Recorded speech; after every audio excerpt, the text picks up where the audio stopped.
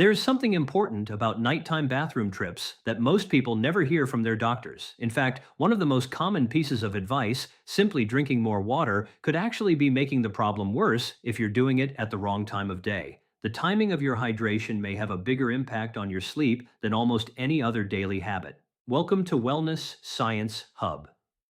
Over the years, specialists who work with bladder health and age-related urinary concerns have seen thousands of adults, especially those over 60, struggling with frequent nighttime urination. Many arrive worried that something is seriously wrong with their bladder, yet in countless cases the real issue isn't a disease at all, it's the way they manage their fluid intake throughout the day. In a previous discussion, we explored several warning signs linked to toxins entering the bloodstream through a compromised digestive system.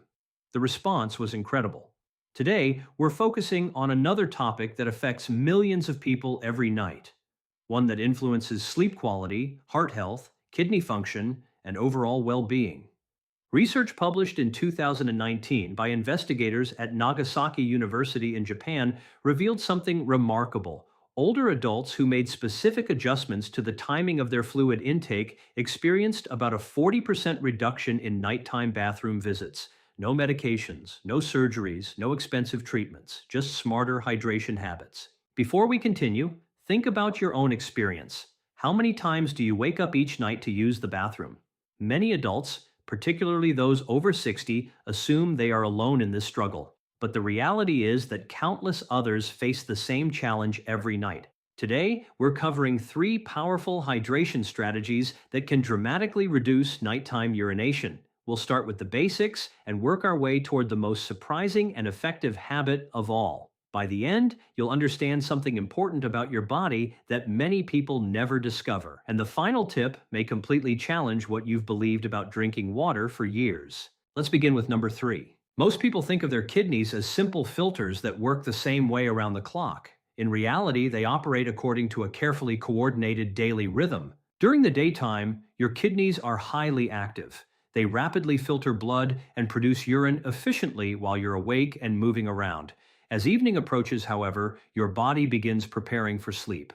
At this point, levels of a hormone called vasopressin, also known as antidiuretic hormone, naturally increase. This hormone sends a message to your kidneys: slow down urine production, conserve water, and allow the bladder to remain relatively quiet through the night. That's how the system is designed to work. The problem begins when large amounts of fluid are consumed during the final few hours before bedtime.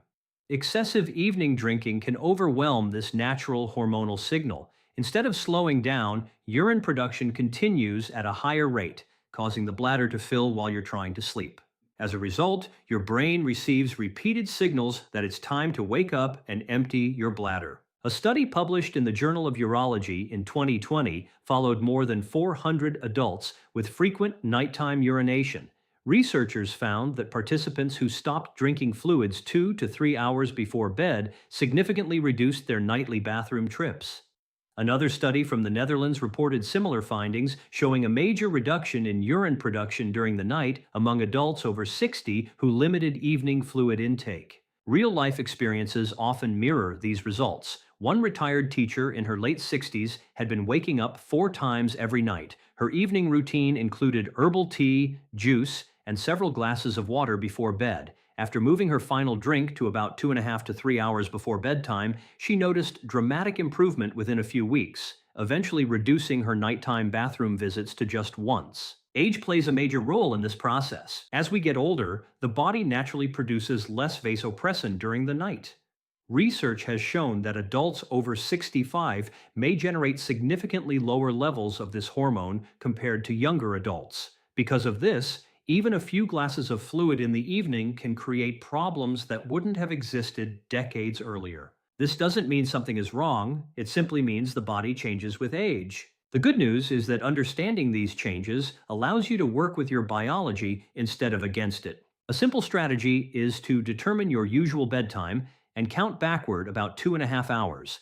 That point becomes your personal fluid cutoff. If needed, set a reminder on your phone. Any beverage consumed after that time should be minimal, ideally no more than a small glass. It's also wise to avoid caffeine and alcohol during those final evening hours. Both can interfere with the body's normal fluid regulating mechanisms and often increase nighttime urine production regardless of how much you drink. This habit becomes even more powerful when combined with the next strategy, because the issue isn't only when you drink, it's also how you distribute your water throughout the day.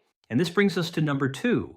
This is where many people unknowingly create the conditions for nighttime bladder problems. Contrary to popular belief, most adults with nocturnal bathroom trips are not drinking too much water overall. Many are actually underhydrated. The issue is timing. A common pattern looks like this: very little water in the morning, some fluids around lunchtime, and then large amounts consumed during the late afternoon and evening as people try to make up for what they missed earlier. Unfortunately, this pattern works against the body's natural rhythm. Your kidneys are designed to process fluids most efficiently during the active hours of the day, particularly from early morning through the early afternoon. During these hours, circulation, hormone activity, and kidney performance are all optimized to handle hydration effectively. When most of your water intake is delayed until later in the day, your body is forced to process large volumes of fluid precisely when it should be preparing for rest. The result is often increased urine production during the night and repeated interruptions to sleep. The solution is surprisingly simple: shift more of your hydration earlier in the day. Make water consumption a priority in the morning. Continue drinking consistently through midday. By the time afternoon arrives, a significant portion of your daily hydration needs should already be met. This reduces the pressure to consume large amounts in the evening and allows your kidneys to gradually wind down as bedtime approaches. Many people notice that this one adjustment alone dramatically improves their sleep quality while still keeping them properly hydrated. And what's most interesting is that the number one habit on this list goes even further. It challenges one of the most widely accepted beliefs about hydration and bladder health, and it may completely change the way you think about water forever. During the morning and early afternoon hours, your body is naturally prepared to handle larger amounts of fluid. Hormones involved in salt balance, blood circulation through the kidneys, and overall fluid regulation are working at peak efficiency during this period. For most adults, daily fluid intake typically falls somewhere between 1.5 and 2.5 liters. When the majority of that hydration happens earlier in the day, the kidneys can process and eliminate excess fluid efficiently. Your bladder fills and empties normally while you're active, and by the time evening arrives, most of the work has already been completed. As a result, there is far less fluid left to contribute to nighttime bathroom trips. One clinical study published in 2021 followed hundreds of adults dealing with frequent nighttime urination. Researchers divided participants into two groups. One group drank water without paying attention to timing, while the second group consumed approximately 70% of their daily fluids before 2 p.m. After 8 weeks, the difference was dramatic. Those who shifted their hydration earlier in the day experienced nearly a 50% reduction in nighttime bathroom visits, while the control group showed only minor improvement. Another study conducted in Tokyo reported similar findings. Men between the ages of 55 and 75 who adopted an earlier hydration schedule significantly reduced the amount of urine produced overnight. I remember one patient in particular. Robert, a 71-year-old retired engineer, came to the clinic frustrated after spending nearly 2 years waking up 3 or 4 times every night. He was convinced his prostate was entirely responsible for the problem. Although he did have some mild prostate enlargement, a closer look revealed something much more important. We asked him to keep a detailed fluid diary for 2 days. The results were eye-opening. Before noon, he drank less than 400 milliliters of fluid. Then, between 6 p.m. and 9 p.m., he consumed nearly a full liter. Instead of focusing solely on treatment, we changed his hydration schedule. He started every morning with a large glass of water, continued drinking steadily throughout the day, and stopped consuming significant fluids after 7 p.m. Just 6 weeks later, his average nighttime bathroom visits dropped from 3 or 4 to only 1. Even his smartwatch showed measurable improvements in sleep quality. For adults over 65, this strategy becomes especially valuable because aging changes the way we perceive thirst. Scientists have repeatedly observed that as people grow older, their thirst signals become less reliable. Many older adults simply don't feel thirsty in the morning, even when their bodies need hydration. Then, later in the day, they suddenly realize they haven't had enough to drink and begin consuming large amounts of fluid during the hours leading up to bedtime. That pattern creates the perfect setup for nighttime bladder problems. Breaking the cycle can be surprisingly effective. A simple way to begin is this. Tomorrow morning, before reaching for coffee or checking messages on your phone, drink a full 8-ounce glass of water. Then try to have 2 more glasses before noon.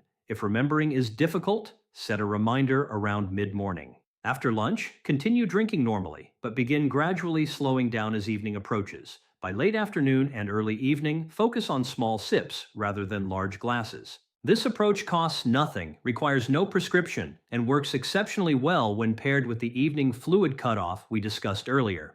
Together, these habits allow your kidneys to process most fluids during the day and transition into rest mode overnight. But now we come to what may be the most important insight of all. The number one strategy has very little to do with how much water you drink or even when you drink it. Instead, it involves a process taking place inside your body while you're asleep, something most people have never considered. This concept has changed outcomes for more patients than almost anything else I've seen.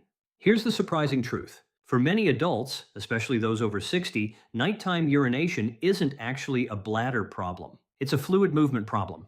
Throughout the day, fluid doesn't always stay inside your bloodstream. If your diet contains a moderate to high amount of sodium, which is extremely common, your body tends to hold on to extra water. Much of that fluid settles in the tissues of the lower body, particularly around the legs, feet, and ankles. This condition is known as peripheral fluid retention. In many cases, it's so mild that people barely notice it. But everything changes once you lie down. When you're standing or sitting, gravity keeps a significant portion of that fluid in the lower half of your body. When you go to bed and become horizontal, gravity no longer has the same effect. The trapped fluid begins moving back into circulation. That fluid then travels through the bloodstream to the kidneys. And the kidneys do exactly what they're designed to do. They filter it. The end result is increased urine production during the first few hours of sleep. This explains why so many people fall asleep comfortably, only to wake up an hour later with an urgent need to use the bathroom. Several studies have highlighted the powerful role sodium plays in this process.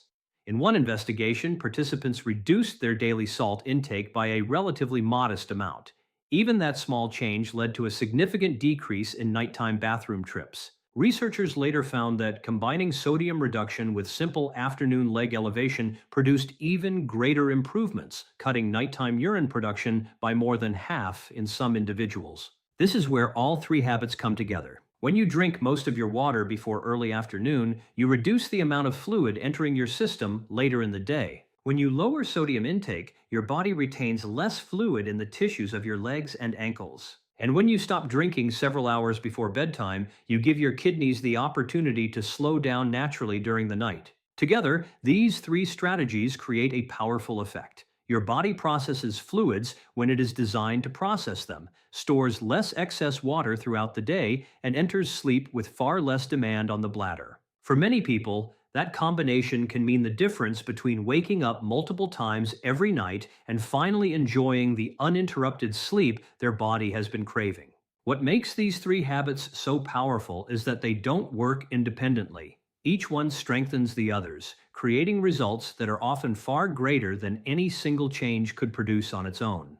Let me share another example. Dorothy, a 76-year-old woman, had been struggling with interrupted sleep for more than 3 years. Night after night, she was getting out of bed 4 or 5 times to use the bathroom. She had already tried prescription medications and even completed pelvic floor therapy, yet nothing seemed to provide lasting relief. When she came to us, we took a closer look at what was happening inside her body. A 24-hour urine test and a detailed review of her eating habits revealed 2 important clues. Her sodium intake was exceeding 4,000 milligrams per day, and nearly 70% of her daily urine production was occurring at night. That pattern pointed directly toward excessive nighttime urine production caused by fluid shifting throughout the body while she slept. Instead of relying on another medication, we focused on correcting the underlying causes. First, we reduced her sodium intake to below 2,300 milligrams daily. Next, we introduced a simple afternoon routine where she elevated her legs for 30 to 45 minutes. Finally, we paired those changes with the hydration timing strategies we've discussed throughout this video. The results were remarkable.